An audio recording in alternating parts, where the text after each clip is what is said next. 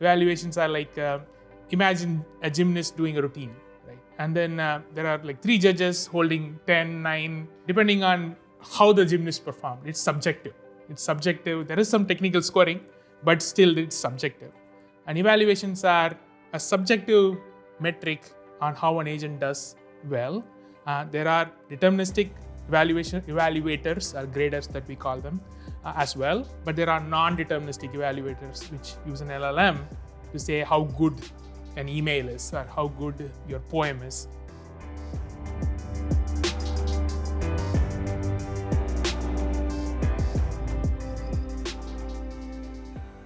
Hi everyone, I'm Taqi Jaffri, a lead product for UiPath Enterprise Agents, and I'm joined today by Chibi, one of the engineers working on agents. Welcome, Chibi. Thanks, Taqi. Thanks for having me. Okay, so please tell us what you work on with UiPath Agents.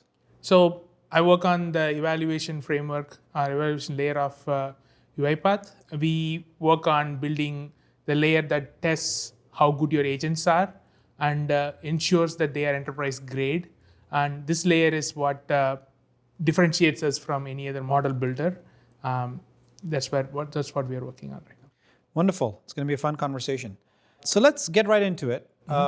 What is eval-driven development, and why is it so important, as you said, to build these enterprise-grade agents? Yeah. So in software engineering, we had this term called test-driven development, and it's a concept of having your tests defined while you write your product, and this helps you find boundaries of where your product needs to be and work, and putting those boundaries and then building the product inside those boundaries will let you build a good product. So it's the same concept, and evaluations are no different than test cases. Test cases are deterministic. They can fail, they can pass, right? But evaluations are a little bit different. Evaluations are like, imagine a gymnast doing a routine, right? And then there are like 3 judges holding 10, 9, depending on how the gymnast performed. It's subjective.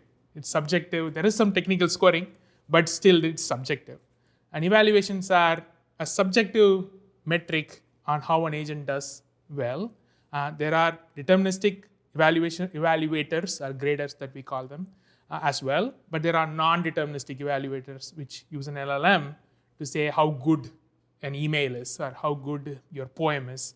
So evaluation-driven development is to first figure out, like, for your agent, what are all the evaluations you need, and then start from the evaluations and say, I'm building an add 2 numbers agent. And for that, I need at least a single test case that would need to add 2 positive numbers. Then when I play around with it, it might need to add negative numbers as well. So it becomes another evaluation. What if I don't put a number at all? What happens to the agent? Does it make up a number? So that's another error test case that we add as an evaluation. Got it. So I think, because especially, I like that simple example, but a lot of these agents are more complicated. So Yes. They're calling a lot of tools, they're pulling in a lot of context, maybe escalating to humans, generating all this very complex output that, as you said, needs subjective evaluation. They might be writing an email or writing a research report. So talk to me about when you're doing these sort of very, very complex evaluations.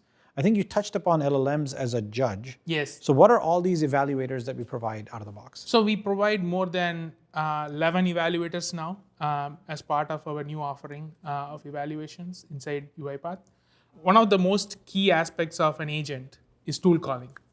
So output is something that we can say, hey, LLM, tell me how good this output is. And that's LLM-as-a-judge, right? But how it reached that output, that is critical for an agent to be evaluated in, because you might have a tool that needs to go look up some data and then use that data to answer a question. But if the tool was never called and the agent said, this is your answer, even though the answer might look good, it's not right. Got it. Because it didn't use the tool. So you need to evaluate whether a tool call was called at least once and the tool information was used to answer the question. So this is a tool call count evaluator that we have. Good. So there are many types of tool call evaluators, really complex ones. I can go in depth if you want. No, I think that's great for the audience to maybe read, but it's a great summary. While you're talking, I'm also thinking that it's not just about evaluating the prompt or the tool calls. There's actually also the model. Yes. So how do you think about evaluating different models? And by the way, what are some of the trade-offs between some of these models that we have? It's a great question. So one of the first things a serious agent builder, we have seen many of our customers go through this phase, is that they start out with a really, really pricey model because they just want the agent to work, right? And then they realize that it is slow. It is slow because a pricier model takes a lot more time. And the trade-offs we would see that are negligible when you go for a slightly faster model. But you can only do that check if you have evaluations. So once you have those, say 20 or 30 evaluations that measure how good your agent is in one model, then you can switch the models pretty easily in our platform and then make the entire agent run on the new model that you selected across all these 30 evaluations, and you can look at the score. How close am I, right? And surprisingly, some agents perform really well on simpler models because your task is not that complex as you thought. It is simply a labeling problem, which now the simpler models like Haiku 4.5, for example, does really, really well on these cases. And the models are getting better. And to benefit from that, you need to have evaluations to prove to your your directs and people who are betting on your agents to work that, hey, it is working on the costly model, which is like $10,000 per month. But if you use this cheaper model, which it still works, which I can prove to you, it is only $2,000 a month, right? So for that, evaluations play a very key role in deciding what model works for you. And there's a lot of nuance around here as well. There's model settings. Like the same model would work really bad with higher temperatures, but it will work really well with lower temperatures. And finding that sweet spot also requires a lot more trial and error, which our platform allows you to find very quickly. So as you were talking, I was thinking there's the sort of the price trade-off. Yes. But then there's also the latency, the speed trade-off, perhaps. Yep. There might be other trade-offs, for example, not all models being available in all geographies. It's a great one. And also all these new innovations, right? Like a new model comes out and you want to try it. You want to see how well this new model works. So you're absolutely right. You need a solid base of evaluations in order to methodically switch models for all these different reasons that you're talking about. That's super cool. So Chibi, there's a lot of richness here, right? And as I often say, we're a platform that allows you to build enterprise-grade agents. So for the people who are watching, why don't you walk me through step by step?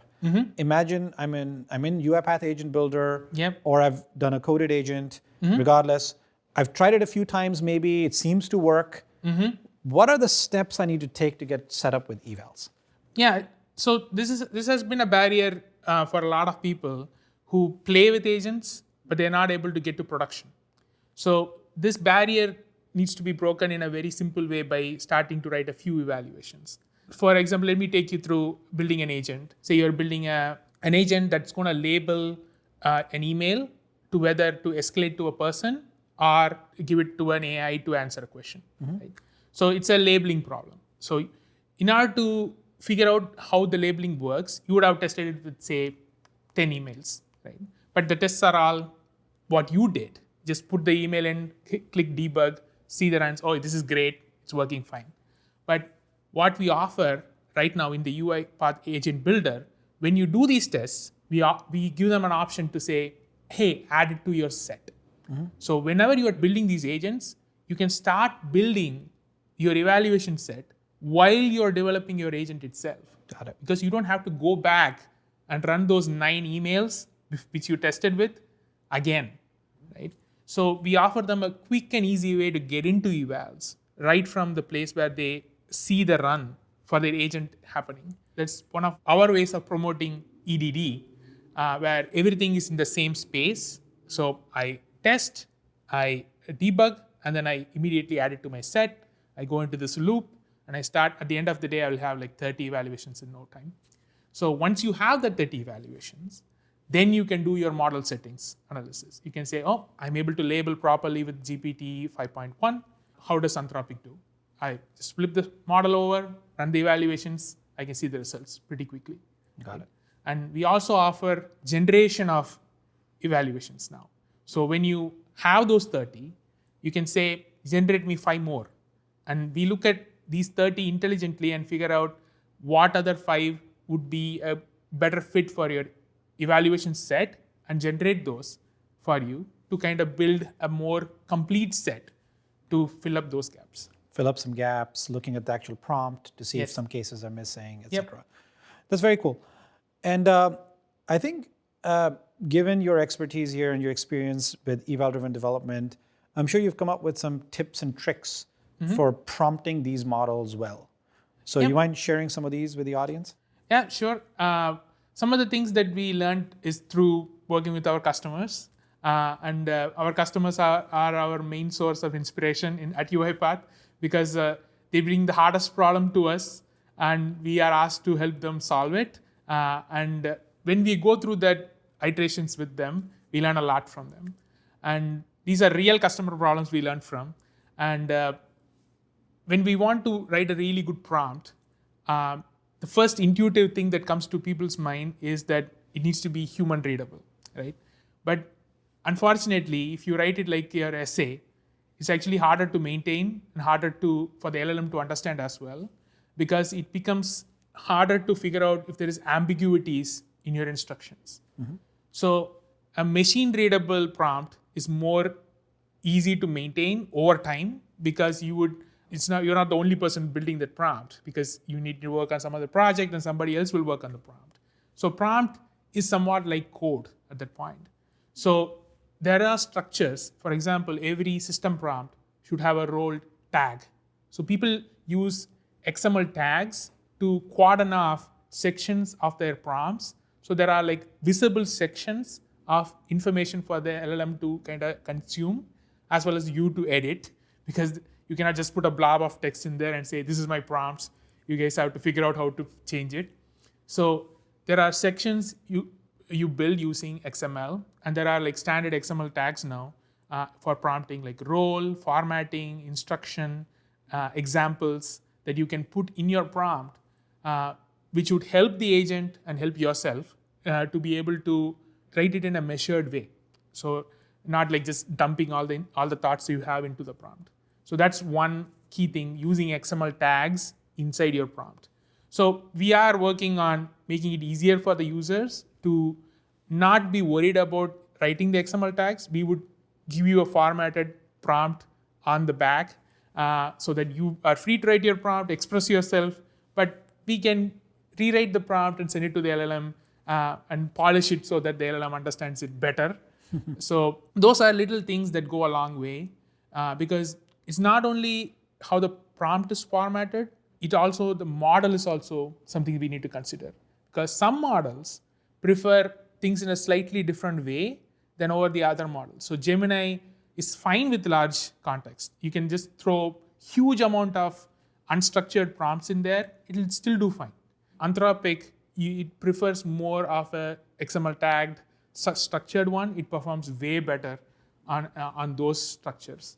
So there are small characteristics, the traits that each of these models have started to develop over time. And we see them when we do these testing, and we see these at like when you run 100 evaluations on Gemini, we see a slightly different score because, it's looking at the prompt differently, and you can see that trend form in our experimentation that we see. Right, and to your earlier point, the only way to see these differences is to have a good set of evals. Yes. And I think the last thing I want to talk to you a little bit about is, again, to the general theme of building enterprise-grade agents.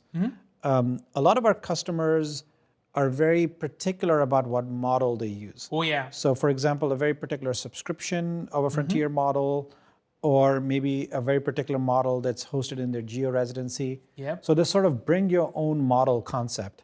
How do you think about that, and how does that impact the eval space? So bring your own model is a very key feature in the enterprise field, just because like one of the key reasons is the customer has already paid for the models. and they want to use that model in everything that they have. Like they want to use it in the agents, they want to use it in Copilot, they want to use it in every other place that they want. And we as UiPath, we are integrators. We bring everybody in and we help them integrate their products inside our platform.